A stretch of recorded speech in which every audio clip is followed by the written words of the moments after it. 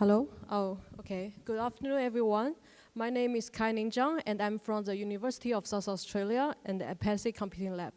Today, I'm very excited to present our work titled HeadZoom, the hand-free zooming and panning navigation for the 2D image using the hand motion on behalf of all my courses. And this is a collaboration work between the University of South Australia, University of Technology Sydney, and University of Lisbon, and led by the Professor Joachim George. And in this study, we explored how the natural head movement can be served as a natural head movement and used as an input method for the navigation in immersive environment. So let's start from some background. The 2D image navigation is a common task in mixed reality. It usually involves zooming and panning to explore the visual content. And traditionally, this requires a careful visual attention and persistent control. Most often use the hand or the handheld controllers. Such techniques are often applied in domains like the navigation spatial maps, medical image, and also the digital photographing. However, in the real-world MR scenarios, users' hands are often occupied, so the hand or controllers are not always practical. And also, the existing hands-free method also have some limitations, such as the speech-based method. They suffered from the latency and the noise. And the eye gaze-based method, they lead to some unintended activities and also fatigue. And existing the head gesture-based method, they only allow the discrete zoom steps without the continually panning. So this highlights a research gap, how we can create a natural and precise way to zoom and pan in a real time with the head movement. Given those limitations and the research gap, we designed HeadZoom. We built HeadZoom in MetaQuest 3 and developed with Unity. And the diagram on the right shows the overall precise pipelines. We use the head motion as input, and head translation control the zooming and out, just like a dialing effect. And we use the head rotation, yaw, and pitch to control the panning through the recasting. We choose the Kalman features to ensure the smoothness because the raw head tracking data can be very jittery, especially when you have a very fast head movement. We also designed our collaboration steps before the task. This is very important because to avoid, we can use this method to avoid the unnatural head pose, and also the task can serve several minutes, so it's very crucial. And user can lean forward and backward to define their personal comfortable maximum and minimum zooming and zoom out range. And then we design 3 interaction mode. First, static, which serve as our baseline. In this mode, zooming works in the just like the real world. So user can physically move close to the image, but the image still fixed, cannot move. And there's no head-based zooming was applied. Then the parallel mode. In this mode, the zooming is controlled by leaning the hand forward and backward, so the image can move with the head. And where the panning is done by moving the image down a fixed plane. And finally, tilt. For the tilt mode, the zooming is similar to parallel, where the user can zoom in and out by the leaning forward and backward. But the panning is a little bit different, so the image itself can tilt, which can allow the user to bring more specific part of the image more closer. So across those modes, we can see the static mode can stimulate the real-world viewing, and the parallel can provide the head-based zoom with the fixed plane panning. And the tilt can combine the head-based zoom with dynamic reorientations. And each mode, they offer the different balance between the ease of use and the control effort. So here are some demos of our zooming and panning in each mode. And this is the panning.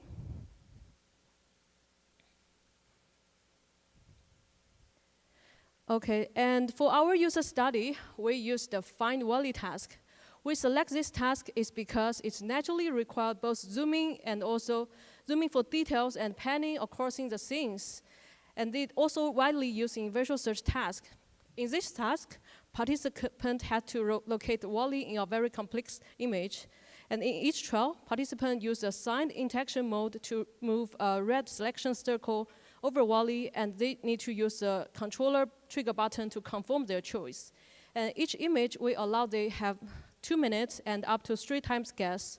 The trial is ended as soon as the volley was correctly founded by the by the trigger button within 2 minutes, or the time limit reached, or the 3 times guess reached. So for this study, we recruited 31 participants, 16 females and 15 males. We applied within subjective design. Each participant, they complete search task under 3 interaction modes in a randomized order. And in each mode, they complete the search task at 2 difficulty levels, the easy and hard, with image randomly assigned.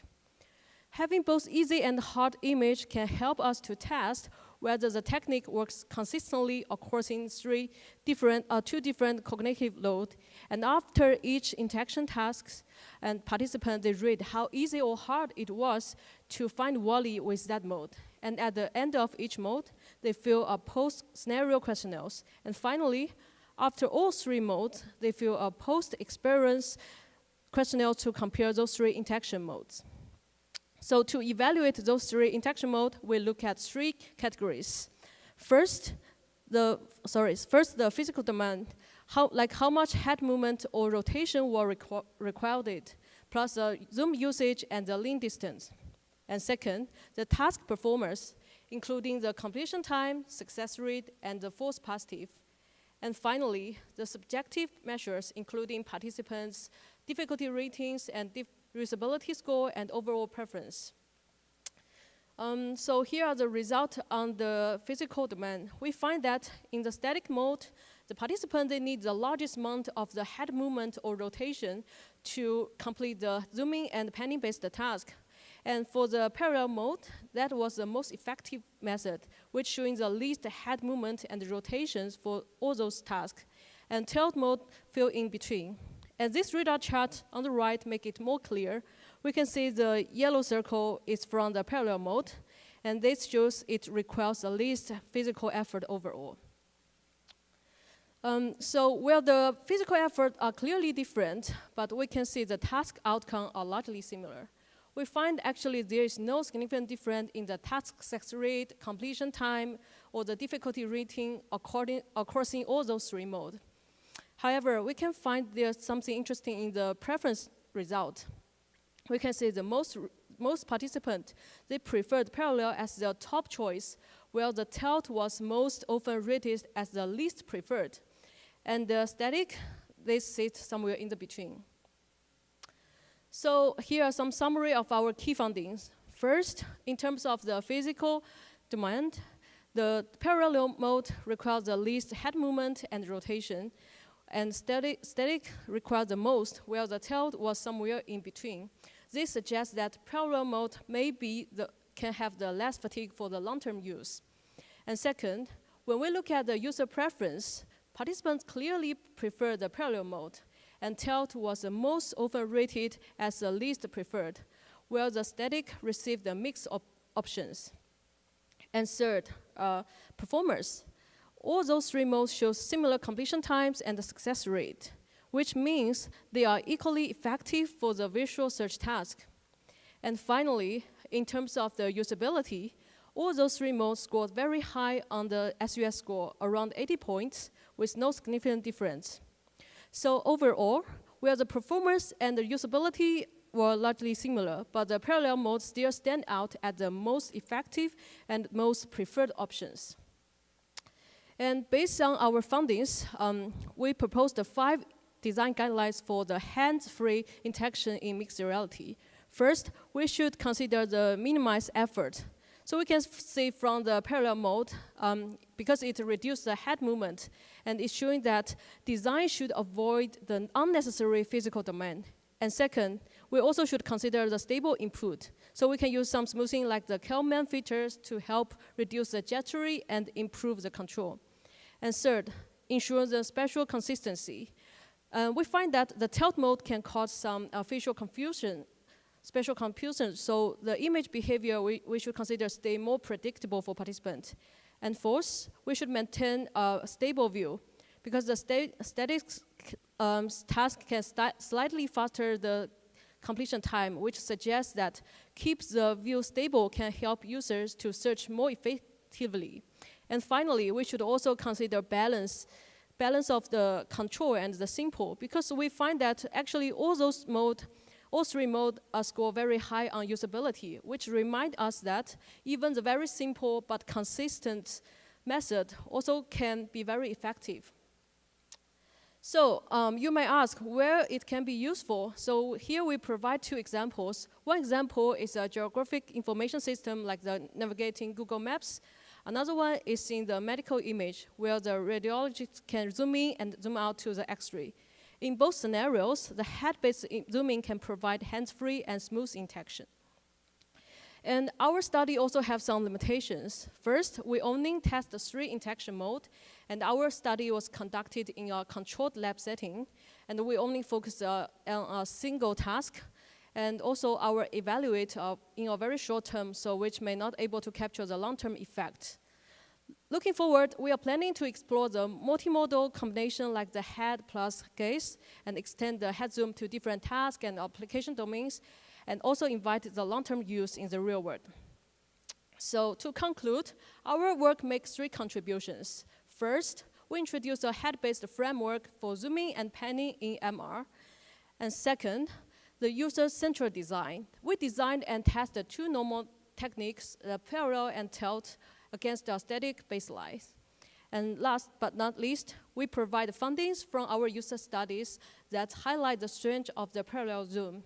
So overall, our results show that head motion can be served as an effective and economic hands-free input method. So thank you for your watching, and for more details, you can scan the QR code for our paper preprint.